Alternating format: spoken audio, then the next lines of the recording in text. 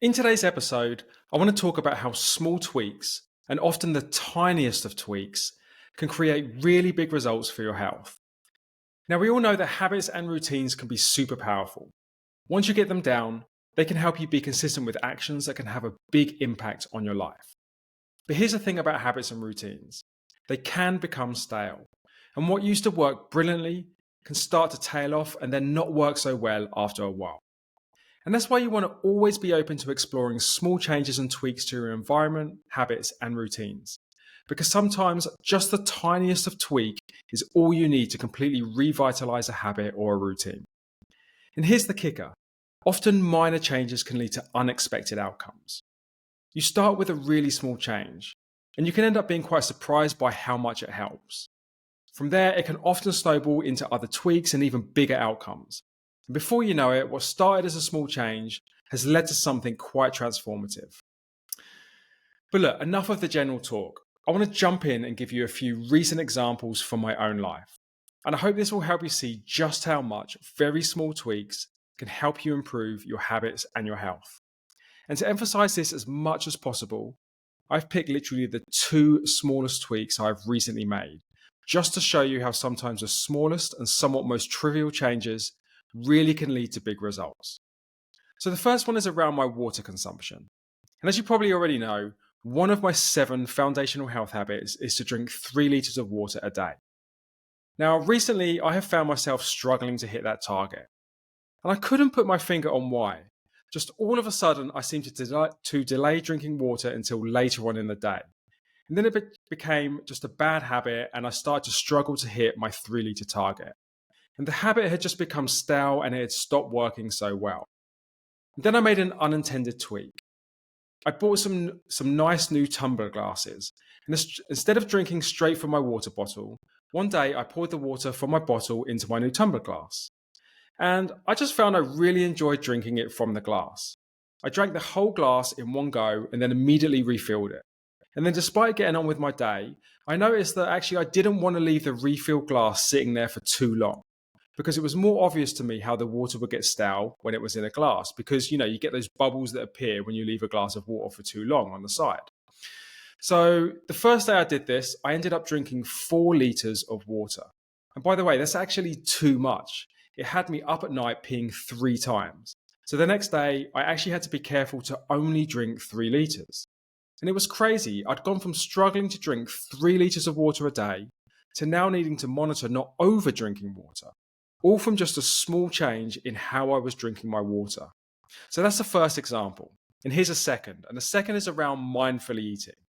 So I went out for breakfast the other day at a lovely farm shop, and I ordered the Greek yogurt bowl. And it came in a really nice bowl and it was well presented. And I also noticed that the portion size was quite a lot smaller than I would typically mound into a bowl at home. Because of these things, I just felt like I should take my time with it. And not only did I enjoy eating it, but I actually felt light afterwards. And this is quite different to how I usually feel after eating yogurt at home, because I'm often left feeling quite bloated. And because it was a smaller portion, and because I ate it more slowly at the farm shop, that was what seemed to make the difference. So before I left, I purchased some really nice bowls from the farm shop. And as it happens, the same bowls of yogurt as it happens, they were the same bowls that the yogurt was served in. And guess what? At home, when I was preparing my yogurt in my new bowls, I not only started to take a bit more care of the presentation, but I also started to mimic the smaller portions. And as a result, I ate more slowly, and I felt light again after eating it. This then rubbed off on some of my other meals. I started to be more mindful of the size of my portions.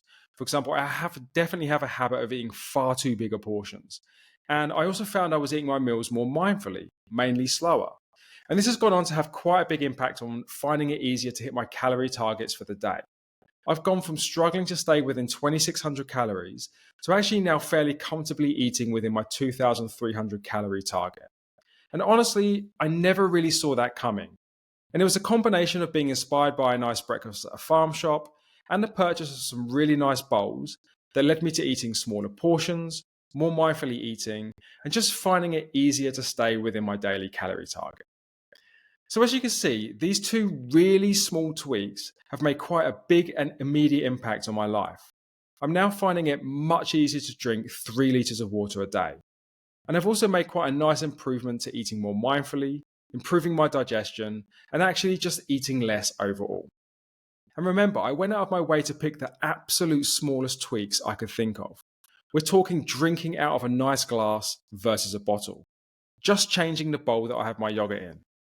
And it just goes to show how powerful these small tweaks to habits, routines, and your environment can be. So, what's the take home? Well, first of all, stay curious.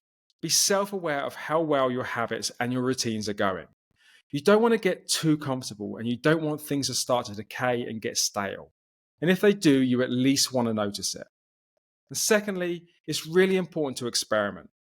Don't hesitate to try small or seemingly trivial changes. Don't worry if the changes feel small or silly. Just remember these small or silly changes can sometimes trigger a snowball of improvements, and they can then add up to quite a big impact. So I'll wrap with leaving you with a question, or perhaps even a bit of a challenge. Identify one small tweak that you can implement this week. Don't overthink it, just do it. And then observe its impact. And I think you might be surprised by the change that it causes. All right, thanks for listening and see you in the next episode.